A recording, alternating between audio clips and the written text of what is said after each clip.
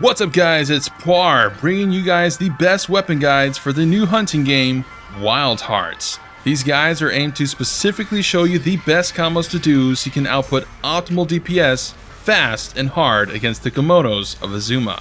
All button references will be that of a PlayStation controller layout, and don't forget, there is a training bear shortly near the starting camp of the first region in the game, as well as Minoto, that can teach you the bare bones basics. So with that, let the guide begin. It must be pouring rain because we busting out the umbrella today. For those that like a counter-heavy playstyle, the bladed Wagasa is the weapon for you. Like the longsword from Monster Hunter, the main game plan for this is to parry to build meter to red gauge, and that will enhance your attack's damage and even change some attacks. And you can also attack in the air and even parry midair to boot, so it's really cool. If you can master it, it's a great weapon with a lot of options, but that's a big if. The reality is the weapon without the parry gimmick is the worst weapon in the game, dealing abysmal damage and building up meter way too slow as well. On top, the parry window is stricter than longsword in Monster Hunter, so it's difficult to bring the weapon's potential out. Now there are weapon skills and potentially armor skills that can aid in this. There's one weapon skill that literally buffs parry window by 50%, but until that point, your DPS will be hit or miss based on your skill level. So just letting you know now, just so you know what you're getting into, but this is before release, so things may change, but either way, let's cover the basics. Square are your fast-hitting swings, while triangle does a forward thrust or downward thrust if in the air. To do aerial attacks, you can hit square after one triangle, or you can just jump and simply hit square, which you can continue to be in if you parry at the end of your flurry. Even if you don't counter anything, you'll stay afloat and continue attacking. To parry, it is simply hitting the right trigger, which does consume stamina. If you successfully parry, you do gain stamina back, giving you infinite attack potential. Also, it's worth noting that you don't need to face the direction of an attack to counter it, which is really cool. So your goal for each monster encounter is to build your meter to full, which it has 3 levels to it: blue, yellow, and red. If you do not attack within 7 seconds or so with meter, your meter will start to go down, so keep that in mind. Pretty much every time a monster leaves an area, you will have to rebuild your meter from 0. But the fastest way to build meter is by, you guessed it, parrying, giving you nearly a full level each time, which you can follow up with triangle to spin towards the enemy to gain that distance back, and that does big damage when the gauge is full. But aside from that, to be honest, there are no good alternatives that I found. The closest thing is Tray-Star, which is hitting square after a parry. So you do waste stamina with this, but it does build your meter much quicker than all the other options. But you just need to get to yellow. Once you get to yellow, all of a sudden, everything else can build meter fast and you get to red really quickly.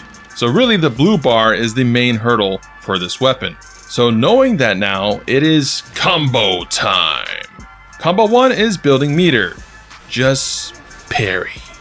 Wait for the monster's opening roar or their first attack, get your blue over with, and you can start going into yellow.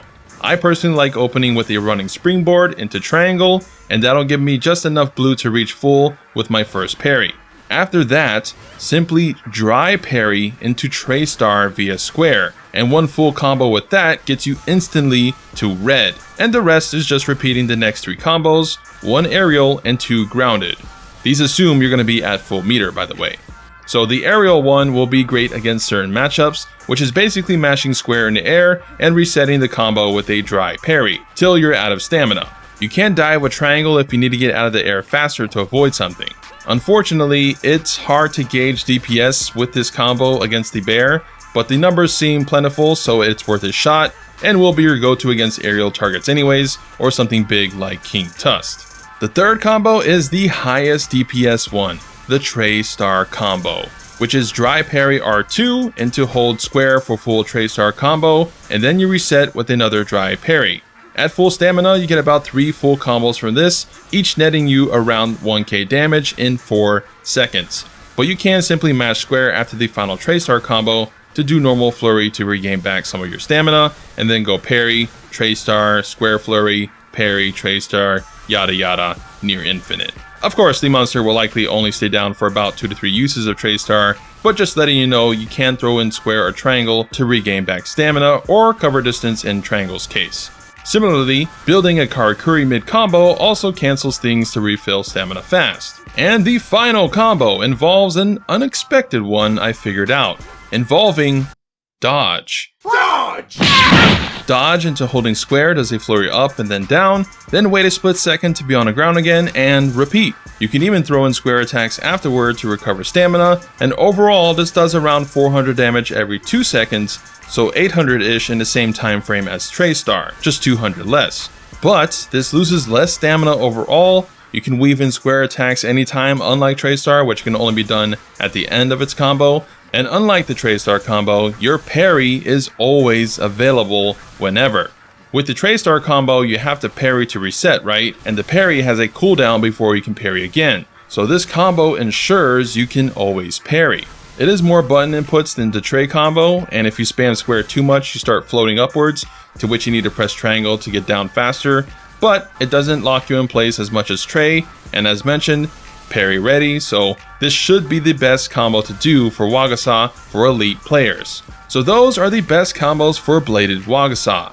If you can master it, not even a drop of Kemono blood will spill on you, because you have an umbrella. So I hope you guys enjoyed and found the guide useful. If so, make sure to parry that like button, helps the video out a lot, and comment down below your thoughts on the Wagasa. Do you think they need to let it build meter faster, or should they extend the parry window? Let me know in the comments. I have a bow guide as well you can check out in the end screen annotations, and if you don't want to miss out on more guides, make sure to subscribe and hit the notification bell for more Wild Hearts epicness.